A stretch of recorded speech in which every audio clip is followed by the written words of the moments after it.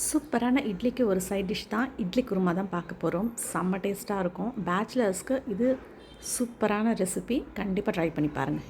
ஈஸியாக செஞ்சு முடிச்சிடலாம். சட்டுன்னு ரெடி ஆயிரும். இப்போ எப்படி பண்ணலான்றதை பார்த்துடலாமா? ஒரு மிக்ஸி ஜார் எடுத்துக்கோங்க. அரை கப் தேங்காய் எடுத்துக்கலாம்.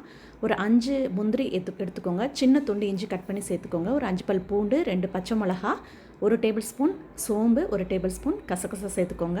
ஒரு 2 தக்காளி கட் பண்ணி அதையும் சேர்த்துட்டு நல்லா நைஸாக இந்த மாதிரி பேஸ்ட்டாக அரைச்சி தனியாக எடுத்து வச்சுக்கோங்க. இப்போ ஒரு சின்ன குக்கர் எடுத்து வச்சுக்கோங்க. அதில் வந்து தேங்காய் எண்ணெய் ஒரு 2 டேபிள் ஸ்பூன், பட்டை, கிராம்பு, ஏலக்காய் சேர்த்துட்டு ஒரு பெரிய சைஸ் வெங்காயம் சின்ன சின்னதாக கட் பண்ணி சேர்த்துக்கோங்க. சின்ன வெங்காயமாக இருந்தால் 2 வெங்காயம் சேர்த்துக்கோங்க.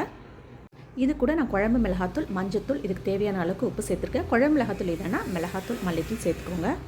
இதோட கொஞ்சம் கருவேப்பிலை, கொஞ்சம் புதினாவும் சேர்த்துக்கோங்க. எல்லாத்தையுமே நல்லா வதக்கி பச்சை வாசனை போகிற வரைக்கும் வதக்கி எடுத்ததுக்கப்புறமா நம்ம அரைச்சி வச்சுருக்க மசாலா இருக்குல்லையா, ஸோ அதையும் சேர்த்துட்டு கூடவே தண்ணியும் ஊற்றிட்டு தேவையான அளவுக்கு தண்ணியும் ஊற்றிட்டு நல்லா மிக்ஸ் பண்ணிவிட்டு மூடி ஒரு விசில் வச்சு எடுத்துக்கலாம்.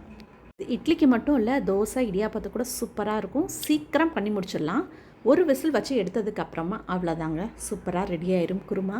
கொஞ்சம் மேலே கொத்தமல்லி தூவி இறக்கிட்டிங்கன்னா சூப்பரான குருமா டக்குன்னு ரெடி ஆயிரும். ஈஸியான ரெசிபி. பேச்சுலர்ஸ்க்கு இது ரொம்ப யூஸ்ஃபுல்லாக இருக்கும். ட்ரை பண்ணி பாருங்கள். சேவ் பண்ணி வச்சுக்கோங்க. தேங்க்யூ.